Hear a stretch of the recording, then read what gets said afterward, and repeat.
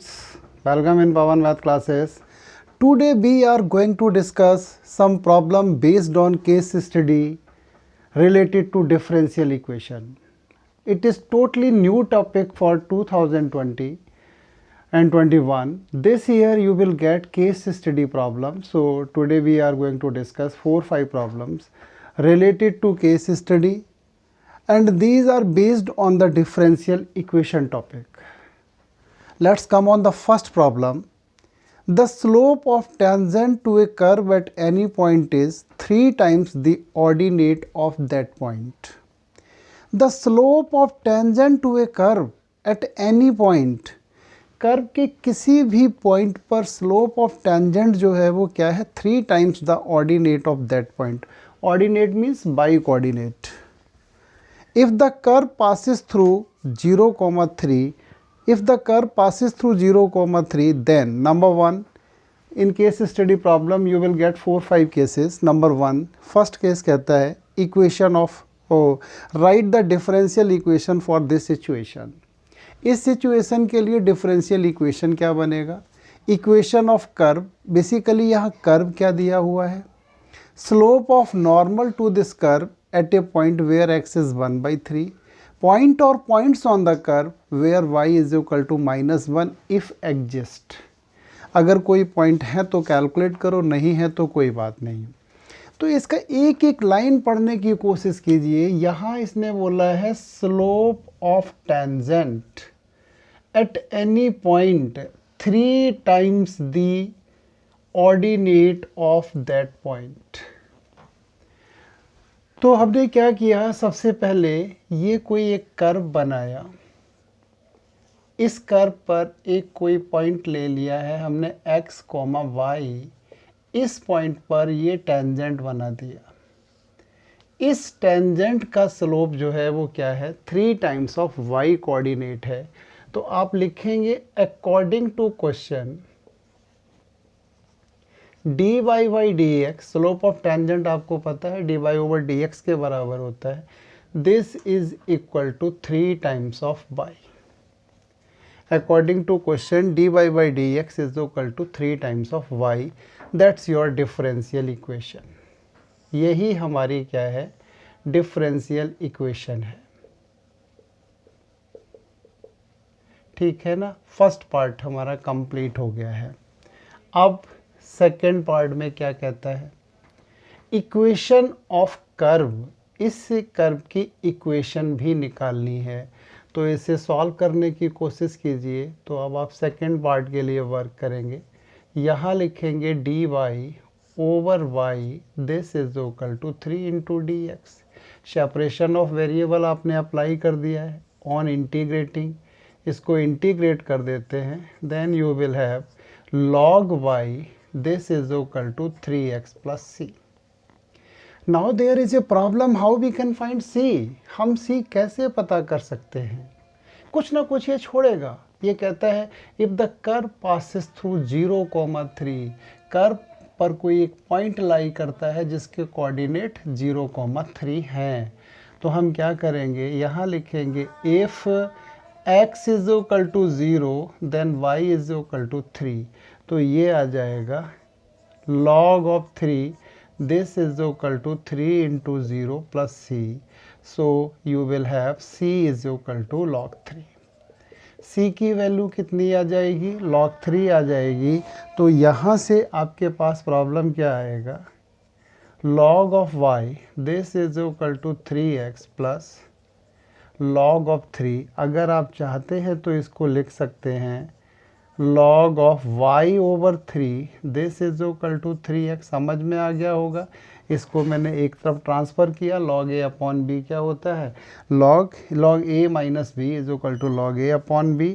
From here you can say y over 3, this is equal to e की power 3x, और you can say y is equal to 3 e to the power 3x. It is the equation of curve. जो हमारा curve है वो है y is equal to 3 into E to the power 3x. 2 part complete हो गए हैं. Third part ये हमसे क्या पूछना चाहता है, slope of normal to this curve at a point where x is 1/3। Slope of normal जानना चाहता है। अब हम स्लोप ऑफ नॉर्मल किस तरीके से कैलकुलेट करेंगे देखते हैं। स्लोप ऑफ नॉर्मल हमें निकाल के देना है। कर्व की इक्वेशन पता है, वैसे तो हमारा स्लोप ऑफ टेंजेंट dy/dx है, बट इसने x दे रखा है। जब कर्व ही हमारे पास अवेलेबल है तो y के लिए हम क्यों जाएंगे, सीधा सा यहाँ क्या लिखेंगे, dy/dx this is equal to 9 into e की पावर 3x। भैया 3 तो पहले से ही है, 3 और आ जाएगा चैन रूल से। अब यहाँ से आप निकालो slope of normal. Slope of normal क्या हो जाएगा, -1 अपॉन स्लोप ऑफ टेंजेंट। तो यहाँ से स्लोप ऑफ नॉर्मल ये आ जाएगा -1/9 into E to the power 3x। But ये कहाँ निकालना है, x इज इक्वल टू 1/3 पर कैलकुलेट करना है। तो अब आप लिखेंगे slope of normal at x is equal to 1/3, this is equal to -1/9 into e to the power 1, that is -1/9e। -1/9e के बराबर है slope of normal at x is equal to 1/3। Third part भी हमारा complete हो गया है।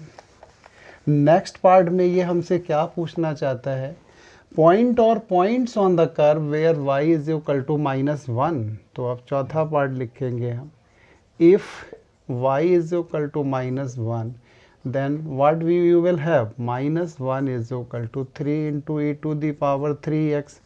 तो यहाँ से e to the power 3x is -1/3। आप लिख देंगे नॉट पॉसिबल। क्यों भाई, एज e की power 3x is always greater than 0।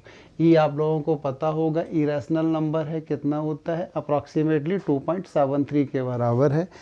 अगर 2.73 की कोई भी पावर आप लगा दीजिए, नेगेटिव नहीं आ सकता है, तो e की power 3x always greater than 0, तो ये पॉसिबल ही नहीं है। इसका मतलब there is no point, this implies that no point on the curve for which y is equal to -1। अगर y की वैल्यू -1 है तो कर्व पर कोई भी पॉइंट नहीं होगा। तो ये है हमारा केस स्टडी का प्रॉब्लम। एक क्वेश्चन में 4 पार्ट मतलब देगा तो बेसिकली 5 और आपसे 4 कराएगा। हमने तो सीधा सीधा 4 ही दिया है, कोई आपके लिए चॉइस नहीं रखी है, हर एक पार्ट 1 नंबर का है। तो ये होता है केस स्टडी का कॉन्सेप्ट। आपको प्रॉब्लम अच्छे से समझना है, थोड़ा मल्टी डिसिप्लिनरी अप्रोच होगा। जैसे इसने slope of tangent, slope of normal को भी यूज़ करा दिया है, इसमें कर्व की इक्वेशन कैलकुलेट करा ली। हो सकता है ये कर्व की इक्वेशन जो आ रही हो कोई स्टैंडर्ड हो, उसका नाम वगैरह पूछ ले आपसे, तो इसी तरीके से प्रॉब्लम बना सकता है। करेक्ट। 2020 से पहले तो ये प्रॉब्लम आता ही नहीं था, कभी वर्ड प्रॉब्लम हम लोग कराते ही नहीं थे, सोचते थे ये आएगा ही नहीं। लेकिन अब केस स्टडी का केस है तो यहाँ पर बड़े अच्छे प्रॉब्लम बन जाते हैं। अब हम देखते हैं सेकंड प्रॉब्लम। ये भी हमारा कोऑर्डिनेट ज्योमेट्री का ही प्रॉब्लम है। इसमें कोऑर्डिनेट ज्योमेट्री का प्रॉब्लम हो सकता है, रेट ऑफ चेंज का प्रॉब्लम हो सकता है, ठीक है। इसी कैटेगरी के प्रॉब्लम ये हमें देगा एप्लीकेशन पर। अब हम सेकंड प्रॉब्लम देखने जा रहे हैं। थोड़ा सा स्पेस ज़्यादा बना लेते हैं इसमें, हो सकता है कि हमारा पूरा प्रॉब्लम ही सॉल्व हो जाए, ना रफ करना पड़े, थोड़ा बहुत करना पड़ेगा। तो देखेंगे भाई, सेकंड क्वेश्चन को पढ़िए बड़े अच्छे से, समझिए क्या कहता है। नहीं, अभी तो और भी स्पेस बन जाएगा, चारों केस थे ना, ख़त्म कर देते हैं। प्रॉब्लम कहता है normal to the curve at pxy passes through 1 2। मतलब कोई कर्व है pxy, कोई कर्व पर पॉइंट है pxy, नॉर्मल पास होता है 1, 2 से। If 2, 1 is a point on the curve, 2, 1 जो है कोई एक दूसरा पॉइंट है कर्व पर, then write the differential equation for this situation. क्या बनेगी, इक्वेशन ऑफ कर्व क्या होगा, नेम ऑफ दिस कर्व, मैंने बोला था ना नेम पूछ सकता है, कोऑर्डिनेट्स ऑफ द पॉइंट और points for which x is to.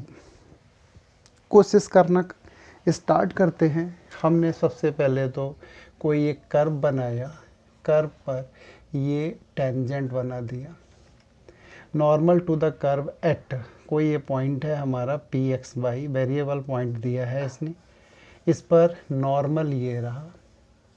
Normal किस पॉइंट से पास कराता है, 1, 2 से पास करा रहा है। एंड कर्व पर एक कोई पॉइंट और दे रखा है इसने 2, 1, ये कोई एक 2, 1 पॉइंट है कर्व पर, 2, 1, सपोज ये क्यू पॉइंट है नॉर्मल जिससे पास हो रहा है। सबसे पहले तो कहता है इस सिचुएशन के लिए आप डिफरेंशियल इक्वेशन लिखिए। तो कैसे सॉल्व करेंगे, सबसे पहले आप लिखेंगे at p slope of tangent. Slope of tangent जो है वो अपना क्या होगा, dy over dx, y is equal to f x कोई कर्व होगा। जो कर्व है ना हमें नहीं पता है तो हमने क्या मान लिया, ये y is equal to f x है। तो यहाँ लिखेंगे therefore equation of normal, equation of normal at, यहाँ से पहले स्लोप निकाल दो नॉर्मल का, स्लोप ऑफ नॉर्मल ये हो जाएगा -1 over dy over dx। Equation of normal at x, y, इस पॉइंट पर ये capital Y minus small y, this is equal to minus का 1 over dy over dx and it is capital X minus small x, where capital Y and capital X they are the coordinates of general point on the curve। अब ये क्या कहता है, this normal is passing through 1, 2, ये 1, 2 से क्या हो रहा है, equation of normal at P x, ये capital X and capital Y क्या है, general point on the normal है। यहाँ आप लिखेंगे here capital X and capital Y general point, the coordinates of general point on the normal, ये है mention कर दिया। अब इसमें क्या कहता है, Q 1, 2 लाइज ऑन नॉर्मल, ये नॉर्मल पे लाई करता है, तो यहाँ से आ जाएगा 2 minus y, this is equal to minus d x over d y into में 1 माइनस एक्स। तो डिफरेंशियल इक्वेशन अगर आप लिखना चाहेंगे तो क्या बनाएंगे, d y by d x, this is equal to d y by d x is equal to x minus 1 divided by 2 minus y, ये बन गई है हमारी डिफरेंशियल इक्वेशन। जो ये कहता था write the differential equation for given situation, तो ये बन जाएगी d y by d x is equal to, ये एक्स माइनस 1 लिख दिया मैंने, ये 2 माइनस वाई आ गया। पहला पार्ट तो हमारा कंप्लीट हुआ। पहले पार्ट में ही काफ़ी काम था। अब मल्टी डिसिप्लिनरी अप्रोच है, मान लो बच्चे को इक्वेशन ऑफ नॉर्मल नहीं आता है, वैसे तो मेरे हिसाब से बच्चे को आना चाहिए था, y minus y one this is equal to slope of normal into x minus x one. अगर नहीं आता था तो फिर ये हम नहीं बना पाते, करेक्ट। उससे पहले स्लोप ऑफ टेंजेंट भी आना चाहिए था, तो ये हमने कर दिया। अब सेकेंड सिचुएशन में कहता है इक्वेशन ऑफ कर्व, मतलब इसे सॉल्व करना है। तो आप कैसे सॉल्व करेंगे, 2 minus y into d y this is equal to x minus 1 into d x. सीधा सीधा सेपरेशन ऑफ वेरिएबल अप्लाई किया है, इंटीग्रेट कर देते हैं इसको, तो ये हो जाएगा 2y माइनस का y square this is equal to x square over 2 minus का x plus c. 2y minus y square over 2 this is equal to x square by 2 minus का x प्लस सी। सी के लिए कुछ condition छोड़ेगा, आप क्या लिखेंगे, 2, 1 lies on curve, ये क्या है, कर्व पर पॉइंट लाई करता है। अगर लाई करेगा तो सेटिस्फाई भी करेगा। अब इसकी तो नीड है नहीं, क्योंकि इक्वेशन हम बना चुके हैं, इक्वेशन बनाने तक ही इसकी नीड थी। अब इसका तो कहीं कोई काम आना नहीं है, तो इसको हमने इरेज भी कर दिया। बड़े प्रॉब्लम्स होते हैं भाई, 4 नंबर का है तो कुछ तो करना ही पड़ेगा हमें। ऐसे तो नहीं हो जाएगा कि फटाफट एक लाइन लिखें और काम ख़त्म हो जाए। यही तो 4 पार्ट हैं, 4 नंबर का प्रॉब्लम रहेगा ही रहेगा। तो यहाँ से 2 डालिए तो ये आ जाएगा 4, नहीं 2x की जगह पड़ेगा 1 यहाँ, तो ये 2 minus half, this is equal to 2 minus 2 plus c, ये कैंसिल हो गया, तो c की वैल्यू आ जाएगी 3/2।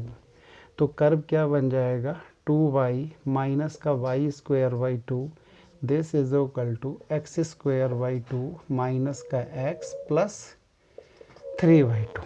हमारा इंटेंशन होता है x पॉजिटिव होना चाहिए, तो हमने लिखा 0 is equal to x square by 2 minus का x plus y square by 2 minus का कितना लिखेंगे हम 2y एंड प्लस का 3/2। एलसीएम ले या 2 से मल्टीप्लाई करके इसको ख़त्म करो मामले को, तो ये x square minus 2x plus y square minus का 4y प्लस 3। करेक्ट। थोड़ा सा आप ध्यान दीजिए, तो कंप्लीटिंग स्क्वायर वैसे कर्व तो निकल आया है, बट नेम ऑफ कर्व पूछा है तो हमें प्रॉब्लम है।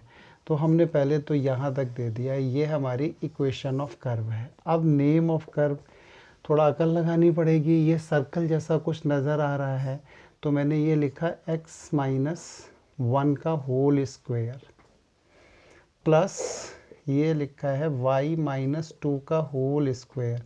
तो मुझे -1 चाहिए और माइनस का 4 चाहिए एंड प्लस का 3, दिस इज इक्वल टू 0। ये कंप्लीटिंग स्क्वायर किया था ना, यहाँ के लिए हमने 1 लिख दिया और यहाँ के लिए हमने 4 लिख दिया।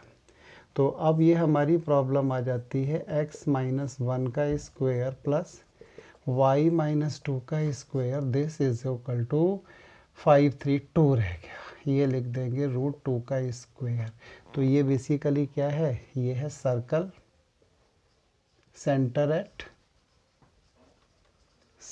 Eight 1,2 and radius this is equal to √2। यहाँ जो कर्व दिया हुआ है वो सर्कल है जिसका सेंटर 1,2 पर है एंड रेडियस 2 के बराबर है। काफ़ी मल्टीडिसिप्लिनरी अप्रोच है। इसने कॉनिक सेक्शन भी अप्लाई करा लिया, एप्लीकेशन ऑफ डेरिवेटिव भी लगवा लिया एंड डिफरेंशियल इक्वेशन तो है ही है। नेम ऑफ दिस कर्व हो गया। Coordinate of the point for which, हमें अब उस पॉइंट के कोऑर्डिनेट्स निकालने हैं जिसके लिए x2 दे रखा है। लिख दो। अब 4th पार्ट में तो कुछ नहीं है। If x is equal to 2, तो 2 माइनस 1 का स्क्वायर प्लस y माइनस 2 का स्क्वायर दैट इज़ 2, तो ये रह जाएगा y माइनस 2 का square, this is equal to 1 जाएगा तो 1 आ गया, y माइनस 2 हो गया हमारा प्लस माइनस 1।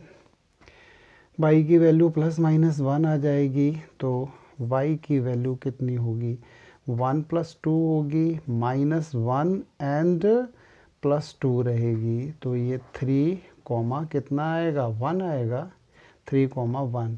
तो x की वैल्यू 3, y की वैल्यू 3,1 है और आपकी x की वैल्यू 2 है। तो यहाँ पर आप रिक्वायर्ड पॉइंट्स लिखेंगे, क्या होगा 2,3 एंड 2,1। 2,3 एंड 2,1 इसको सेटिस्फाई करना चाहिए था। 2 लिखा तो 2 माइनस 1 रह गया, 3 ये भी ठीक है, 2 यहाँ डालेंगे 1, दोनों ही सेटिस्फाई कर रहे हैं। तो ये हमारे रिक्वायर्ड पॉइंट्स हैं। तो इस तरीके से हमने ये 2 क्वेश्चंस केस स्टडी के कंप्लीट किए हैं। हम 2-3 क्वेश्चन और देखते हैं केस स्टडी के, उसके बाद ही कुछ और देखेंगे। करेक्ट। तो थोड़ा यहाँ पर फोकस करना पड़ेगा। यस बेटा, कुछ और देखते हैं केस स्टडी के प्रॉब्लम। हमने 3rd क्वेश्चन रखा है, rate of evaporation of a spherical rain drop is proportional to its surface area. मतलब कोई रेन ड्रॉप इवेपोरेट हो रही है, उसका रेट किसके प्रोपोर्शनल है, इसकी सरफेस एरिया के प्रोपोर्शनल है। If initially its radius was a unit, starting में जो रेन ड्रॉप थी उसका रेडियस ए यूनिट था। आफ्टर टी वन सेकेंड के बाद its radius become b units, इसका रेडियस जो है वो बी यूनिट हो गया। ठीक है। नंबर 1 क्या कहता है, write the differential equation for this situation, सभी में लिखवाई है इसने। वैल्यू ऑफ प्रोपोर्शनैलिटी कांस्टेंट की वैल्यू क्या होगी, expression for the radius of the rain drop at time t second and radius of the rain drop at t is equal to 1 second. 4 question ही इसने पूछे हैं आपसे, तो हम कैसे सॉल्व करते हैं। एक रेन ड्रॉप है, उसका रेडियस हम r ले लेते हैं एट टाइम t पर, तो किस तरीके से लिखेंगे हम, dv मतलब इवेपोरेट हो रहा, वॉल्यूम जा रहा है ना, dv over dt is proportional to surface area. तो यहाँ से dv ओवर dt आ जाएगा k इंटू सरफेस एरिया। बेटा आपको पता होगा b कितना होता है, 4/3 pi r cube, this is equal to k into अपनी सरफेस एरिया होती है 4 पाई r स्क्वेयर। सॉल्व कीजिए, ये आ जाएगा 4 pi r square and d r over d t, this is equal to k into 4 pi r square. 4 pi r square से 4 pi r square, so d r over d t that's equal to constant. यही हमारी differential equation बन जाती है। ये हमारा first part complete हो गया। भाई वॉल्यूम तो सबको पता है, स्फीयर का 4 पाई आर क्यूब होता है and surface area 4 pi r square होती है। तो d v by d t evaporate हो रहा है, इसका मतलब वॉल्यूम चेंज हो रहा है ना, तो वॉल्यूम का रेट ऑफ चेंज इसने इनडायरेक्ट दे रखा था प्रोपोर्शनल टू सरफेस एरिया के, तो हमने वहाँ से d r by d t is equal to k calculate कर दिया। अब ये पहला पार्ट तो हो गया हमारा। नंबर 2 क्या कहता है, वैल्यू ऑफ प्रोपोर्शनैलिटी कांस्टेंट। अब प्रोपोर्शनैलिटी कांस्टेंट के की वैल्यू हम कैसे निकाल सकते हैं, देखते हैं भाई। हमने क्या लिखा है यहाँ से, d r this is equal to k into d t. अब आपको पता है इनिशियली स्टार्टिंग में if t is equal to 0 then जो रेडियस है वो a है and t is equal to t1 पर रेडियस कितना है, b है, तो इसे इंटीग्रेट कर दीजिए। dr का मतलब a से लेकर के b तक और k यहाँ dr लिख दीजिए और dt इसको कहाँ से कहाँ तक ले जाएंगे, 0 से लेकर के t1 तक। भाई जब t इज इक्वल टू 0 है उस समय रेडियस अपनी a है, जब t is equal to t1 है रेडियस b है, तो यहाँ से r इज इक्वल टू आ जाएगा r a to b this is equal to k और ये हो जाएगा आपका t1 माइनस 0। थोड़ा जल्दी कर दिया है यहाँ पर, तो ये बनेगा b minus a divided by t1 this is equal to k। जो प्रोपोर्शनैलिटी कांस्टेंट k है उसकी वैल्यू तो हमारी आ जाएगी b minus a over t1। Proportionality constant भी हमारा फाइनल हो गया। अब थर्ड कहता है expression for the radius of the rain drop at time t second. यहाँ तो कहीं रेडियस का नाम ही नहीं आया है, तो देखते हैं t सेकेंड पर रेडियस के लिए एक्सप्रेशन क्या हम बना सकते हैं। इसको बनाने की हमारी कोशिश होगी। तो हम यहाँ क्या करेंगे, हम यहाँ लिखेंगे D r by d T, third part करने जा रहे हैं। दिस इज इक्वल टू के की जगह पे डाल देंगे हम b माइनस ए ओवर t1। भाई ये k था ना, k की जगह पे वैल्यू डाल दी है। At time t radius is r, at time t radius हमने मानी है कितनी है, r है।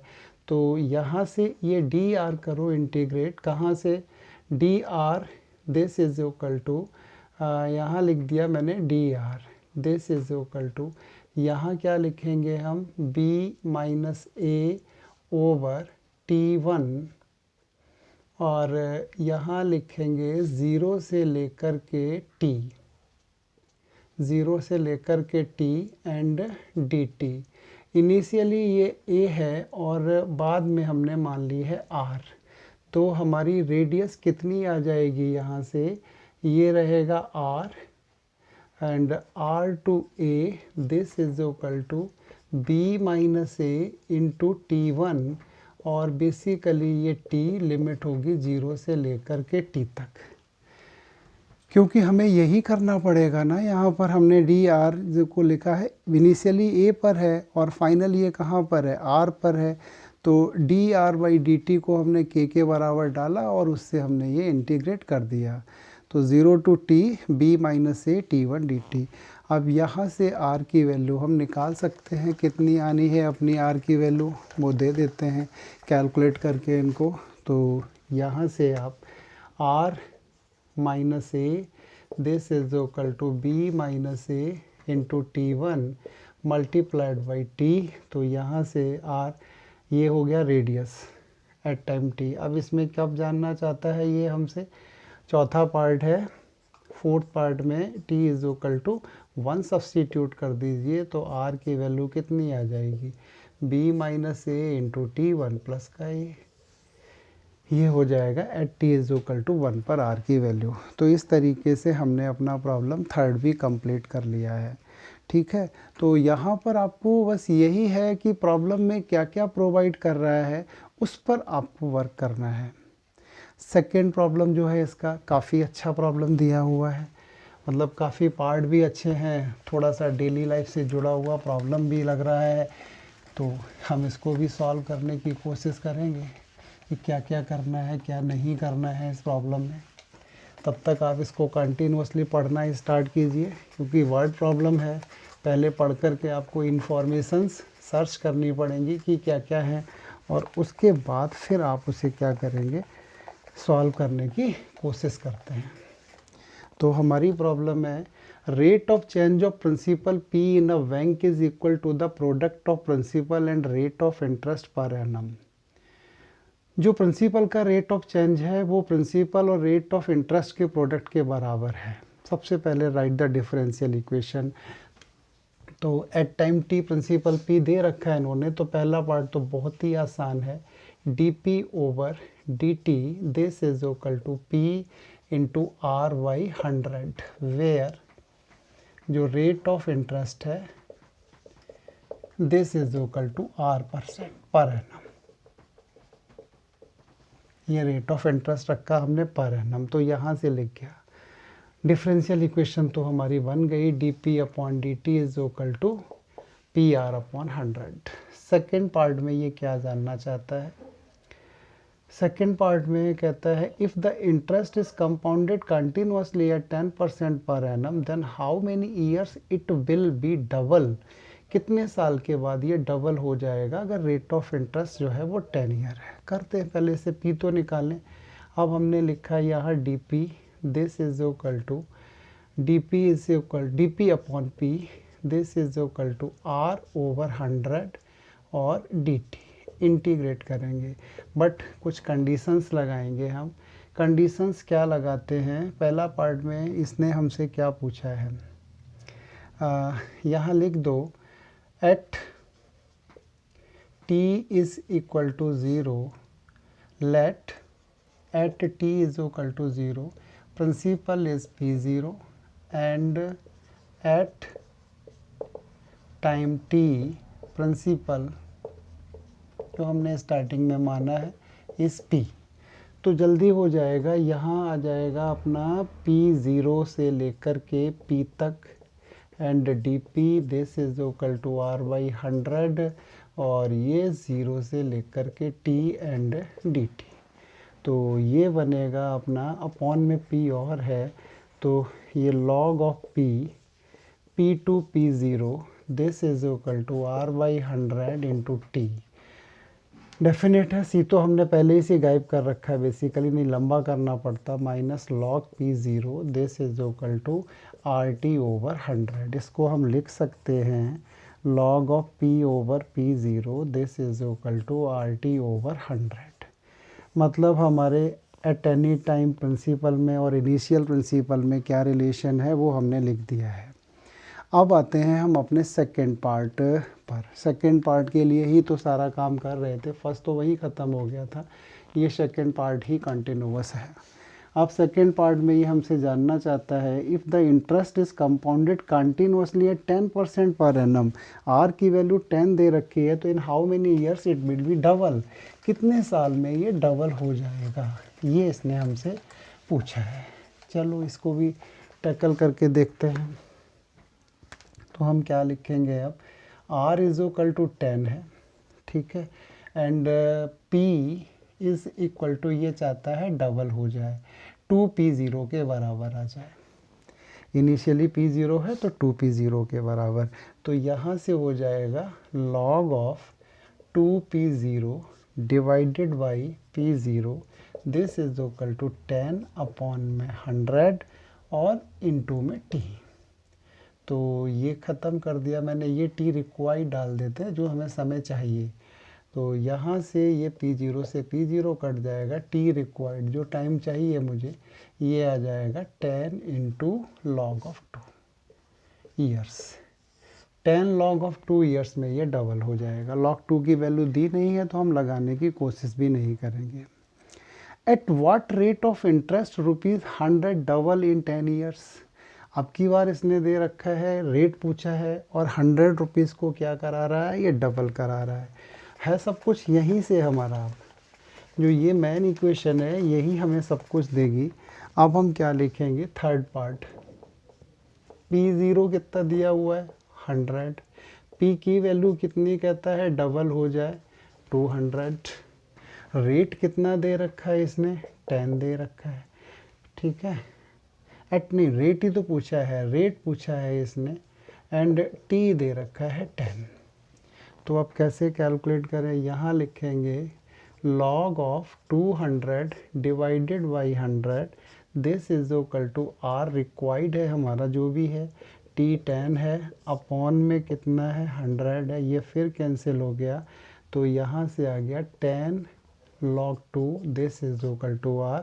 तो रेट ऑफ इंटरेस्ट, जो रेट ऑफ इंटरेस्ट है वो 10 log 2% है।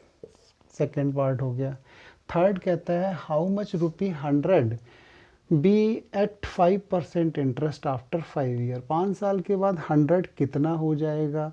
तो इसमें हमसे इसने p रिक्वायर्ड पूछा है, कोई प्रॉब्लम नहीं, मेन तो इक्वेशन हमारी यही है, सब कुछ यहीं से हो रहा है, यही एक मेन प्रॉब्लम रही है हमारी। तो यहाँ हम फोर्थ पार्ट पे आते हैं। अब फोर्थ पार्ट में लिखेंगे log ऑफ p, और यहाँ कितना है 100 है initially, this is equal to कितना है 5% इंटरेस्ट है, टाइम भी 5 है, अपॉन में 100 है, 5 से कट किया 20, 5 से कट किया तो 4। यहाँ से हम लिख सकते हैं p upon 100, this is equal to p upon 100 हो जाएगा e to the power 1/4, basically ये 1/4 हो गया, लॉग हटा दिया तो p की वैल्यू आ जाएगी 100 into E to the power 1/4। जो 100 रुपीज़ हैं वो आफ्टर 5 ईयर्स हो जाएंगे 100 into E to the power 1/4।